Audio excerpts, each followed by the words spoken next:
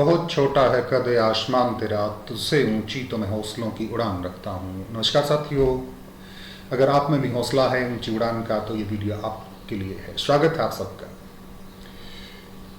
आपने 12वीं का एग्जाम दिया है या 12वीं पास कर चुके हैं, आप किसी भी बोर्ड से हैं, किसी भी देश के किसी भी स्टेट बोर्ड से हैं, इवन आप फॉरेन कंट्री से बिलोंग करते हैं और आपको इस देश की नामी सेंट्रल यूनिवर्सिटीज़ में एडमिशन लेना है, तो आपके लिए आवेदन चालू है। CUET 2022 का नाम आप लोगों ने सुना होगा।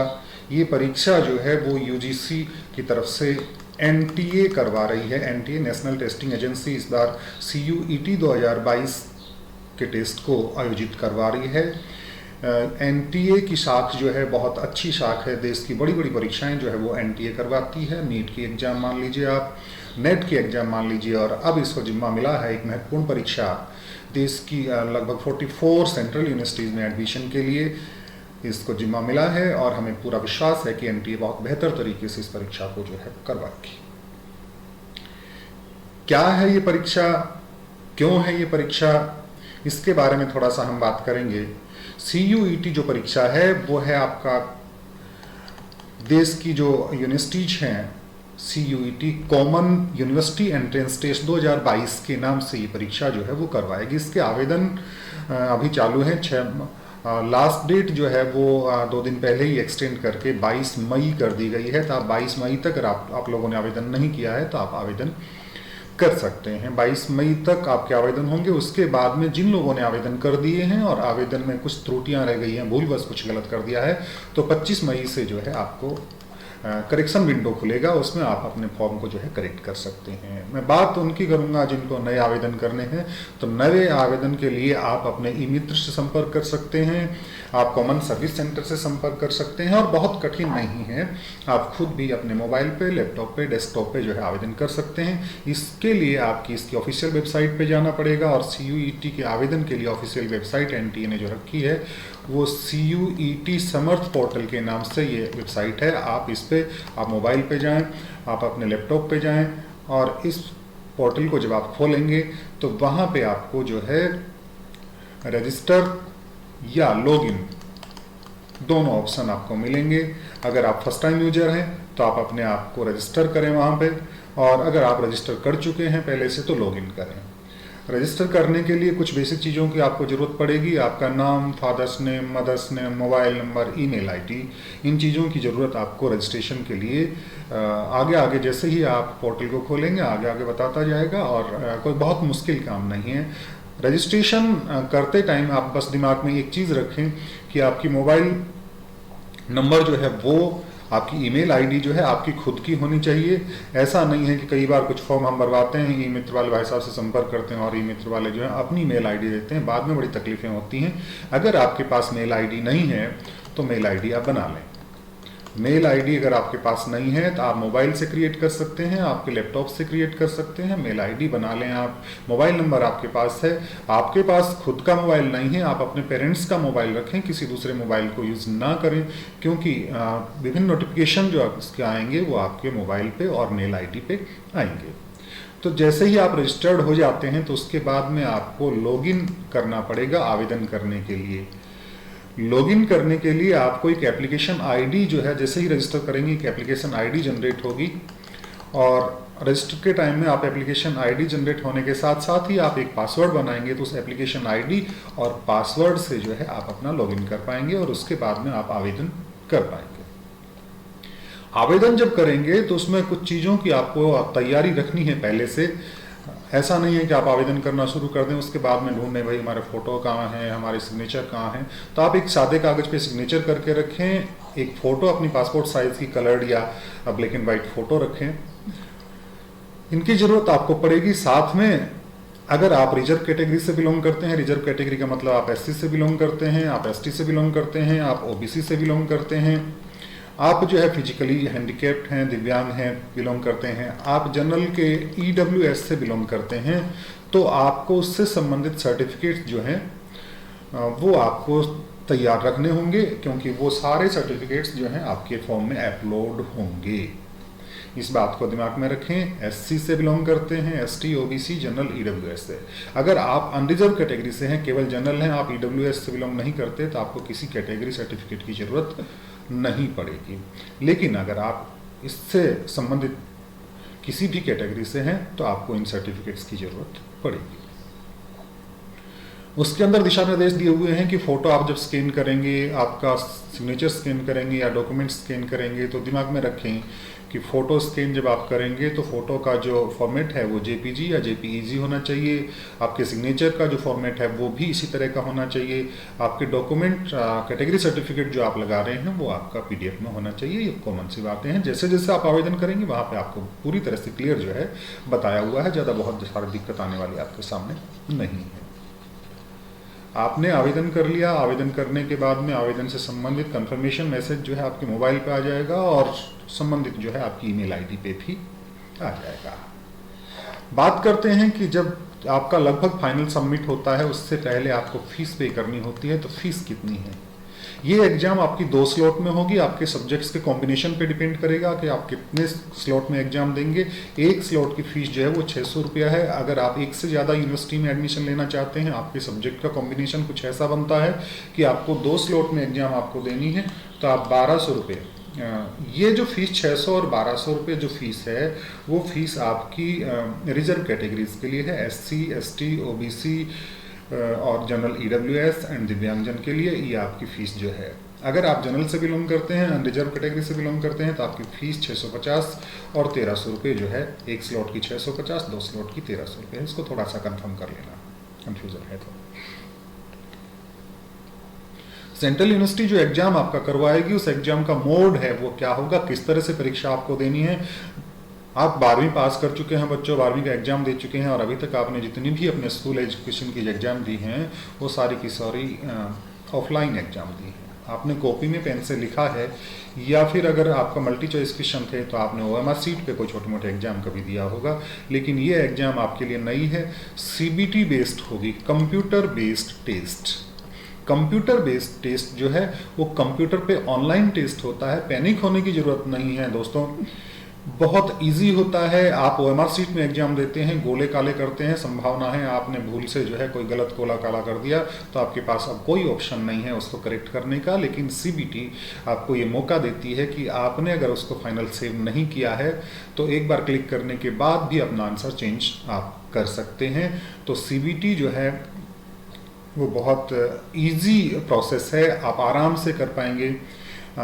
फिर भी अगर आपको कॉन्फिडेंस नहीं आ रहा कि कैसे करेंगे तो डरने की ज़रूरत नहीं है। आप अपना लैपटॉप उठाइए, वहाँ पे इस तरह के मॉड्यूल मिलेंगे, मॉक टेस्ट आपको मिलेंगे, इसकी साइट पे भी मिलेंगे, आपको एनटीए की साइट पे भी अवेलेबल होंगे। आप वहाँ जाके मॉक टेस्ट करके देख सकते हैं। आप आपके पड़ोस के ई मित्र पे जाइए, सीएससी पे जाइए, वहाँ पे आपको जो है इस तरह की प्रैक्टिस करने को मिल सकती है। आप उनसे रिक्वेस्ट करिए और फिर भी अगर आपको नहीं मिलता है तो आप अपने स्कूल जाइए, अपने टीचर से संपर्क करिए। मेरे जैसे कुछ टीचर मिलेंगे जो आपकी हेल्प करेंगे। मेरे आसपास में मेरा पढ़ाया हुआ स्टूडेंट या जिसको मैंने भी पढ़ाया है लेकिन सीयूईटी की एग्ज़ाम दे रहा है तो मुझसे अगर संपर्क करता है तो मैं उसकी हेल्प करने के लिए तैयार हूँ। आप अगर किसी को हेल्प की ज़रूरत पड़ती है तो आप यूट्यूब पे जो है कमेंट करके बता सकते हैं कि हमें सहायता की ज़रूरत है। हम ज़रूर आपकी सहायता करके हमें खुशी होगी। ये मोड ऑफ एग्जाम जो है वो आपका सीबीटी बेस पे होगा। आपको जो है विभिन्न प्रकार के माध्यम, किस माध्यम से आप परीक्षा देना चाहेंगे, मीडियम कौन सा रहेगा आपका मीडियम, इसमें हिंदी रह सकता है, गुजराती रह सकता है, बंगाली रह सकता है, इंग्लिश रह सकता है। इस तरह की आपकी लिस्ट में वहाँ पे आपको मिलेगा 13 भाषाएं जो हैं वो ऐसी हैं जिनमें आप परीक्षाएं दे सकते हैं। आपको जो भी सूटेबल लगता है, चूँकि उत्तरी भारत के लगभग बच्चे जो वो हिंदी मीडियम के होते हैं इसलिए वो आपको हिंदी कंफर्टेबल फील करते हैं। अगर आप इंग्लिश मीडियम के हैं तो आप इंग्लिश अपना माध्यम जो है वो चुन सकते हैं, जो भी आपको ठीक लगे। और इसी तरह से जो है 20 लैंग्वेज इसमें और हैं जो आपको लैंग्वेज में चुननी है, वो बाद में बात करेंगे कि किस तरह से आपको चुननी है। 13 लैंग्वेज में माध्यम के जो 13 लैंग्वेज हैं उनमें से अगर किसी भी भाषा में कुछ गलती, कुछ टंकण त्रुटि, टाइपिंग मिस्टेक जो है आपको नज़र आती है तो वहाँ पे एनटीए के स्पष्ट दिशा निर्देश हैं कि इंग्लिश में जो लिखा हुआ है उसको मान्य माना जाएगा। इंग्लिश में लिखी हुई जो बात है उसको फाइनल माना जाएगा भाषा के माध्यम के तौर पे देखें तो। अब इसमें से कौन कौन से पेपर्स होंगे, किस तरह के पेपर होंगे। 3 सेक्शन दोस्तों बनाए गए हैं इसमें। सेक्शन फर्स्ट जिसमें आपकी जो है ए और बी करके 13 लैंग्वेज हैं और 20 लैंग्वेज हैं, यानी कुल मिला के 33 भाषाएं हैं। 13 केवल मीडियम के काम आएंगी और 20 जो है वो लैंग्वेज टेस्ट के काम आएंगी। आगे बात करेंगे कि 20 कहाँ पे काम आएंगे। उसके बाद आपका जो सेक्शन 2 जो है, उस सेक्शन 2 में आपके डोमेन सब्जेक्ट होंगे। 27 डोमेन सब्जेक्ट इसके अंदर हैं। आपको 27 डोमेन सब्जेक्ट, जो मेजर सब्जेक्ट लगभग वो सब्जेक्ट होंगे जो आपके 12वीं में ऑप्शनल सब्जेक्ट्स हैं। आप बीएससी करना चाहते हैं, 12th में आपको साइंस में है, या फिर 12th में आपको आर्ट्स से बिलोंग करते हैं आप, या फिर आपके कॉमर्स फैकल्टी से आप बिलोंग करते हैं, तो इस तरह के 27 डोमेन सब्जेक्ट हैं। ये डोमेन सब्जेक्ट आपको परीक्षा में चुनने हैं। कौन कौन से सब्जेक्ट चुनने हैं, किस तरह से करने हैं, उसके बारे में बात हम करेंगे। तीसरा सेक्शन आपका जो है वो जनरल टेस्ट का होता है। जनरल टेस्ट में जनरल रीजनिंग वगैरह और इस तरह की बातें जो है, जनरल नॉलेज वगैरह की बात आएगी। इसकी डिटेल अगर आपको सिलेबस की बात करेंगे तो उसके लिए आप अपने कमेंट बॉक्स में बता सकते हैं कि इसके बारे में भी एक वीडियो हम जो है बनाएंगे। ये 3 सेक्शन आपके इसके अंदर होंगे। आप इनमें से कितने सब्जेक्ट्स जो है चुन सकते हैं, आप दोनों स्लॉट मिला के इन तीनों सेक्शन में से मैक्सिमम जो है वो 9 सब्जेक्ट्स चुन सकते हैं। विभिन्न यूनिवर्सिटी में एडमिशन के लिए अलग अलग डिमांड्स होती हैं।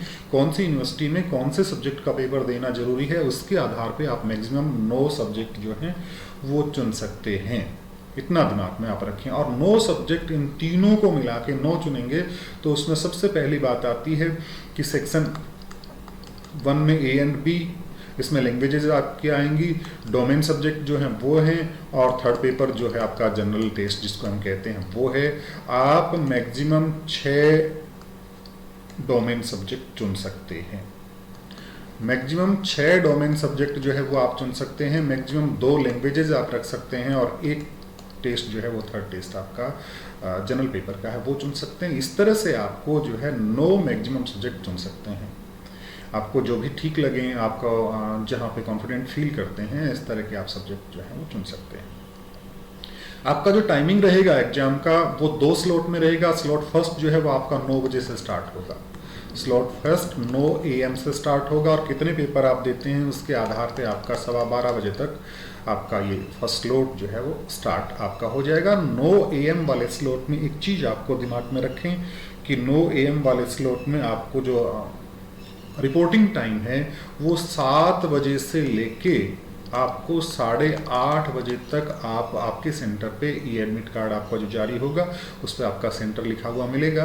तो 7 बजे से लेके 8:30 बजे तक आपको रिपोर्ट करना है। आप दिमाग में 9 बजे का कतई नहीं रखें कि हम 9 बजे तक पहुंच जाएंगे। आपकी लास्ट एंट्री जो है वो 8:30 पे होगी। 8:30 के बाद में आपको सेंटर पे एडमिशन नहीं दिया जाएगा, सेंटर पे एडमिट नहीं होने दिया जाएगा। 8:30 से लेके 8:50 तक वहाँ पे जो भी इन्विजिलेटर्स होंगे आपके, वो अपनी फॉर्मेलिटीज़ करेंगे। आपका प्रवेश पत्र जांच करने से संबंधित, आपके फोटोग्राफ मिलाने से संबंधित, या फिर आपके सिग्नेचर सीट पे सिग्नेचर करवाने से रिलेटेड ये सारी चीज़ें जो हैं आपको करवाएंगे। और फिक्स 8:50 पर आपके पोर्टल पर जो है लॉगिन स्टार्ट हो जाएगा। 8:50 पर आपका लॉगिन स्टार्ट हो जाएगा। तो लॉगिन ID और पासवर्ड जो है आपको समय पर उपलब्ध करवा दिया जाएगा NTA की तरफ से। तो वहाँ पे आप लॉगिन करें और लॉगिन करने के बाद में वहाँ पे आपको ऊपर की साइड में एक टाइमर चलता हुआ नजर आएगा। उस टाइमर में आपको टाइम बताएगा कितना टाइम हुआ, और जैसे ही 9 बजेंगे आपका प्रश्न पत्र जो है वो खुल जाएगा। ये बात हुई सुबह के एक स्लॉट की। स्लॉट 2 का जो आपका पेपर होगा वो आपका शाम को 3 बजे से स्टार्ट होगा, और उसके अंदर कुछ सब्जेक्ट ज़्यादा हैं इसलिए ये थोड़ा सा लंबा चलेगा, और 3 बजे से लेके 6:45 तक डिपेंड करता है कि आपने कितने सब्जेक्ट चुने हैं। और जैसे मैंने पहले स्लॉट में बताया कि आपकी एंट्री 2 घंटे पहले से स्टार्ट हो जाएगी। 1 बजे से लेके 2:30 बजे तक आपकी एंट्री इसमें होगी। 2:30 बजे से लेके 2:50 तक फॉर्मेलिटीज़ होंगी, सिग्नेचर सीट की, फ़ोटो की, बाकी फॉर्मेलिटी होंगी। 2:50 पे इसमें आपका जो है लॉगिन स्टार्ट हो जाएगा और 3 बजे आपको पेपर स्टार्ट हो जाएगा। इस चीज़ को आप दिमाग में रखें। अब बात करते हैं स्लॉट में जो आपको कौन कौन से पेपर्स लेने हैं। स्लॉट 1 में आप मैक्सिमम 4 पेपर ले सकते हैं। स्लॉट 1 आपका जो है उसके अंदर मैक्सिमम आप 4 पेपर्स चूज कर सकते हैं आपकी इच्छा के। 4 पेपर्स में से आपके पास ऑप्शन है, आप एक लैंग्वेज लीजिए, लैंग्वेज आपकी जो दी हुई है वो लैंग्वेज एक सेलेक्ट करिए, और दूसरा जो डोमेन सब्जेक्ट का है उसमें आपके 2 डोमेन सब्जेक्ट जो है आप चुन सकते हैं। तो 2 डोमेन सब्जेक्ट हो गए, एक लैंग्वेज होगी, 2 3, और तीसरा एक जो है आपका जनरल पेपर का जो है एक वो आप चुन सकते हैं। इस तरह से आपके पास 4 ऑप्शन है, 4 ऑप्शन आप इसमें से चुन सकते हैं स्लॉट फर्स्ट में। इसी तरह से स्लॉट सेकंड जो है आपका, स्लॉट सेकंड में आप मैक्सिमम 5 पेपर चुन सकते हैं, मैक्सिमम 5, 4 फर्स्ट स्लॉट में, मैक्सिमम 5 सेकंड में, यानी कुल मिला के 9। इस 5 में आपके पास ऑप्शन रहता है कि एक लैंग्वेज चुनिए, 4 डोमेन सब्जेक्ट। 5 में ऑप्शन रहेगा एक लैंग्वेज और 4 डोमेन सब्जेक्ट, या फिर आपके पास 3 लैंग्वेज या 2 डोमेन सब्जेक्ट, या साथ में आप जो है एक लैंग्वेज 3 डोमेन सब्जेक्ट और एक जो है आपका जनरल पेपर का जो ऑप्शन है वो भी आप चुन सकते हैं। लैंग्वेज का जो आपका पेपर है उसके सिलेबस की बात डिटेल बाद में बात कर लेंगे, लेकिन सिंपल से बात करें हम तो वहाँ पे आपको समानार्थी शब्द जो हैं इस तरह के आएंगे, विलोम शब्द जो हैं वो आएंगे, रीअरेंज द सेंटेंसेस इस तरह की चीज़ें आएंगी, रीडिंग कॉम्प्रिहेंशन से रिलेटेड कुछ आएगा, डिफरेंट टाइप ऑफ पैसेजेस जो हैं वो आपके आएंगे, फैक्चुअल हैं, लिटरेरी हैं, नरेशन है। डिटेल अगर आप जानना चाहेंगे सिलेबस की तो उसके लिए आप अपने कमेंट बॉक्स में लिखें, हम आपको अवेलेबल करवाएंगे। सेक्शन 2 जो है आपका डोमेन सब्जेक्ट होंगे। डोमेन सब्जेक्ट में आपने जो भी डोमेन सब्जेक्ट चुने हैं उन डोमेन सब्जेक्ट के हिसाब से आपका सिलेबस होगा।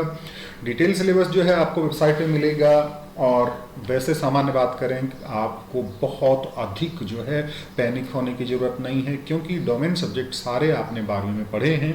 अगर किसी ने एक आध सब्जेक्ट एक्स्ट्रा लिया है तो एक अलग बात है। 12वीं का जो लगभग सिलेबस है वो आपका इन डोमेन सब्जेक्ट का सिलेबस होगा। एक आध विषय में जो है 11वीं के सिलेबस की एक आध बुक भी शामिल है, जैसे अर्थशास्त्र में 12वीं की दोनों बुक हैं, और साथ में 11वीं की जो बुक है वो भी 11वीं की भारतीय अर्थव्यवस्था की जो किताब है वो भी इसमें शामिल है।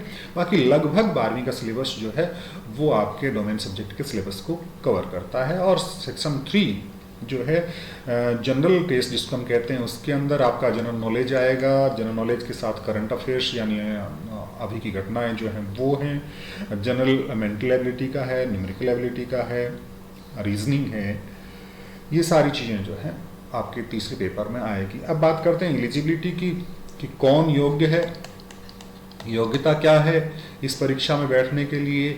योग्यता है आप जो है फिलहाल या तो 12वीं पास कर चुके हैं या आपने 12वीं की परीक्षा दे दी है, रिजल्ट आना 12वीं अपीयर हैं, तो आप जो है इस एग्जाम को दे सकते हैं। ये आपकी न्यूनतम योग्यता है, क्योंकि आपको आगे कॉलेज में एडमिशन लेना है तो ये योग्यता न्यूनतम आपको 12वीं किसी भी बोर्ड का रिजल्ट आ चुका है या नहीं आया है, आपने 12वीं की इस साल एग्जाम दी है तो आप इसके लिए एलिजिबल हैं। और एलिजिबिलिटी के लिए आपको वहाँ पे जो एग्ज़ाम आपका होगा, एग्ज़ाम के बाद में आपको विभिन्न कॉलेजों में एडमिशन मिलेगा, विभिन्न यूनिवर्सिटी में एडमिशन मिलेगा। वहाँ पे नियमानुसार जो है आपको रिजर्वेशन होगा। रिजर्वेशन के लिए एससी का जो भी नियमानुसार रिजर्वेशन वहाँ पे है, एसटी का है, ओबीसी नॉन क्रीमी लेयर का है। ओबीसी में क्रीमी लेयर और नॉन क्रीमी लेयर दोनों की बात आती है, तो क्रीमी लेयर को किसी भी प्रकार का रिजर्वेशन देना नहीं होता है, इसलिए ओबीसी नॉन क्रीमी लेयर की बात आएगी। दिव्यांग हैं तो आप उनका रिजर्वेशन होगा, या फिर अगर आप जनरल ईडब्ल्यूएस से बिलोंग करते हैं तो वहाँ पे भी आपका रिजर्वेशन होगा। और मैं पहले ही बता चुका हूँ, अगर आप इन रिजर्वेशन का फ़ायदा लेना चाहते हैं तो आवेदन करते टाइम आप इस कैटेगरी से रिलेटेड जो आपके डॉक्यूमेंट्स हैं, जो सर्टिफिकेट हैं, वो अपलोड करना ना भूलें। अब बात करते हैं कि परीक्षा कहाँ पे देनी पड़ेगी। परीक्षा देने के लिए आपको नज़दीक की सिटी में आप देख लीजिएगा, जैसे आवेदन कर रहे हैं आपसे चॉइस मानी जाएंगी, और 4 चॉइस मैक्सिमम जो है आपको भरनी पड़ेंगी। उन 4 चॉइस में से आपको सामान्य परिस्थितियां हैं तो पहली चॉइस में आपको वहाँ पे सेंटर अलॉट हो जाएगा। बहुत ज़्यादा आपको दूर जाने की ज़रूरत नहीं पड़ेगी। अगर बच्चे के दिमाग में है कि हमें दिल्ली यूनिवर्सिटी में एडमिशन लेना है, हमें जेएनयू में एडमिशन लेना है, तो परीक्षा देने के लिए क्या दिल्ली जाना पड़ेगा? नहीं, आपको दिल्ली जाने की ज़रूरत नहीं है। आपके शहर के, आपके पड़ोस के शहर में हो सकता है आपका सेंटर हो। और राजस्थान की बात करें तो राजस्थान में लगभग 25 जो डिस्ट्रिक्ट हेडक्वार्टर हैं वहाँ पे आपके सेंटर हैं। कुछ डिस्ट्रिक्ट हेडक्वार्टर पे इसके सेंटर नहीं दिए गए हैं। बाकी आप लिस्ट एक बार देख लें कौन कौन से 25 जो हैं वो आपके सेंटर यहाँ पे हैं। शेड्यूल ऑफ एग्जामिनेशन की बात हमने कर ली कि पहला स्लॉट जो है वो 9 AM से स्टार्ट होगा और 9 में आपके बाद में कितने बजे रिपोर्ट करना है आपको, 2 घंटे पहले आप रिपोर्ट कर सकते हैं। 7 बजे से लेके वापस से बात करें 8:30 पे, ये बात मैं कर चुका हूँ। और इसी तरह से स्लॉट सेकंड जो है उसमें भी आपको ऐसे ही रिपोर्ट करना है। प्रश्न कितने आएंगे, इम्पोर्टेंट बात है। जैसे अगर कोई बच्चा फर्स्ट सेक्शन जो है उसकी किसी लैंग्वेज को चुनता है, आपने हिंदी चुनी, गुजराती चुनी, पंजाबी चुनी, सिंधी चुनी, उर्दू चुनी, जो भी भाषा आपने चुनी, वहाँ पे आपको 50 क्वेश्चन मिलेंगे। 50 क्वेश्चन मिलेंगे, आपको अटेम्प्ट करने हैं 40। 50 प्रश्न में से, खुश हो जाइए, 50 प्रश्न में से आपको अटेम्प्ट करने हैं 40। अगर आपकी तैयारी बहुत अच्छी है तो आपके लिए कोई दिक्कत नहीं होगी कि आप 50 में से पूरे 40 जो है वो अटेम्प्ट करें। कंपटीशन कठिन रहेगा, ये बात बिल्कुल सत्य है, कोई दिक्कत नहीं है। और विजय उसी की होगी जो अपने दिमाग को बहुत शांत रखेगा, अच्छी तैयारी के साथ जो है अपना कॉन्फिडेंस लेवल खोएगा नहीं, तनाव में नहीं आएगा, वो बच्चा जो है सफलता के परचम लहराएगा। 50 में से 40 क्वेश्चन जो है आपको करने हैं, 40 से ज़्यादा नहीं करें। बच्चे हैं, किसी के दिमाग में ये बात आ जाए कि 40 से ज़्यादा कर दें तो क्या फ़र्क पड़ता है। 40 से ज़्यादा कर दें तो अभी हालांकि इसकी स्पष्ट गाइडलाइंस नहीं है, फिर भी मैं बता दूं कि ऐसा लगता है कि अगर आपने 45 क्वेश्चन कर लिए तो शुरू के 40 जो है वो आपकी जांचे जाएंगे, उसके बाद के 5 क्वेश्चन नहीं जांचे जाएंगे।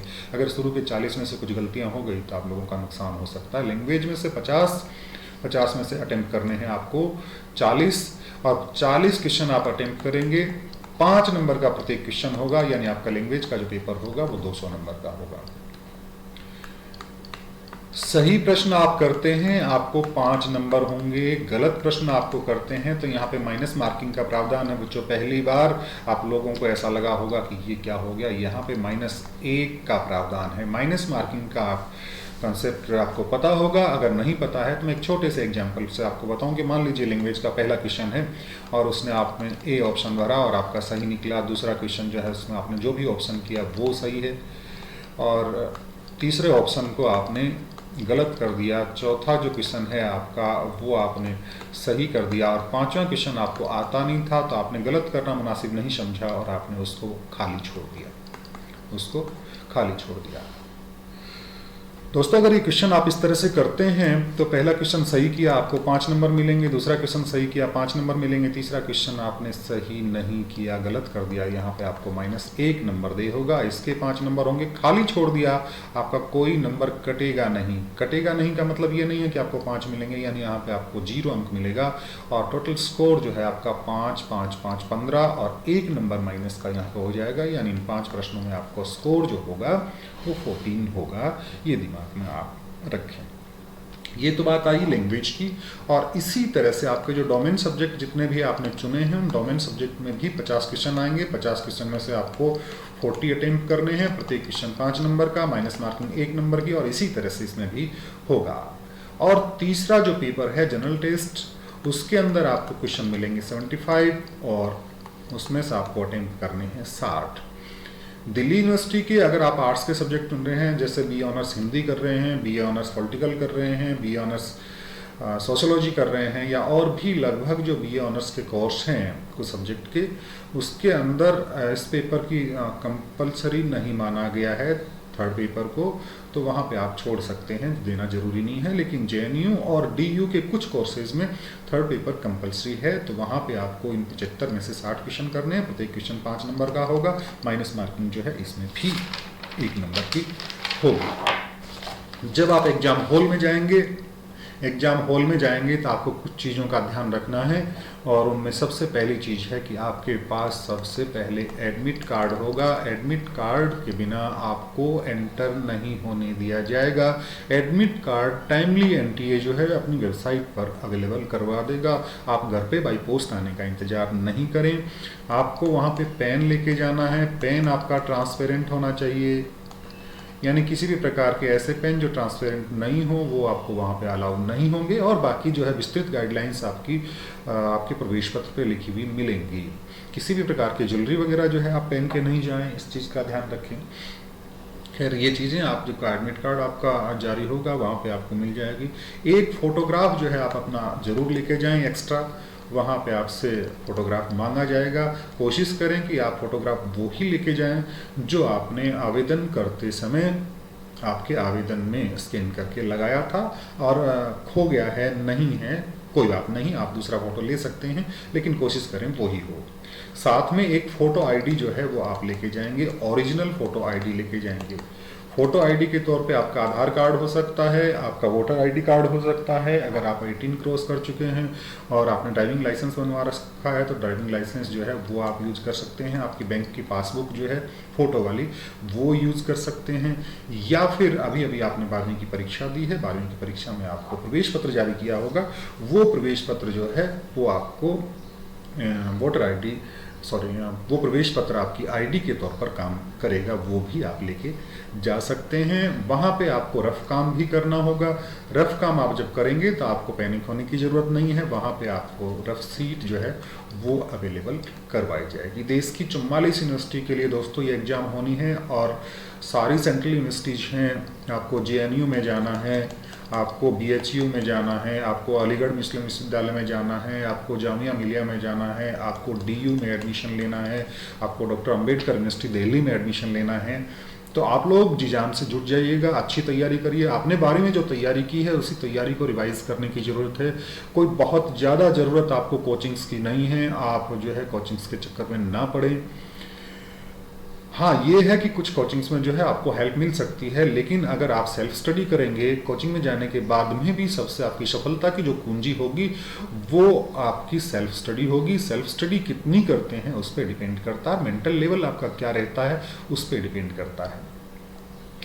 DU की बात करें तो DU में अगर आप आर्ट्स के कोर्स लगभग चुनते हैं, जैसे BA ऑनर्स आपने चुना है, BA ऑनर्स आपने पॉलिटिकल साइंस में चुना है, आपने हिंदी में चुना है, आप सोशोलॉजी लेते हैं, आप ज्योग्राफी लेते हैं, और कोई दूसरे सब्जेक्ट इस तरह के कुछ लेते हैं, तो इसके अंदर जो कंपलसरी सब्जेक्ट हैं, कौन कौन से पेपर देने की ज़रूरत है, तो उसमें अंदर आपकी जो शुरू की फर्स्ट पेपर की जो लैंग्वेजेस हैं 13 और 20, उनमें से कोई एक भाषा आपको लेनी है, और बाकी जो डोमेन सब्जेक्ट हैं उनमें से कोई भी उस लिस्ट में से 27 डोमेन सब्जेक्ट में से 3 आपको चुनने हैं।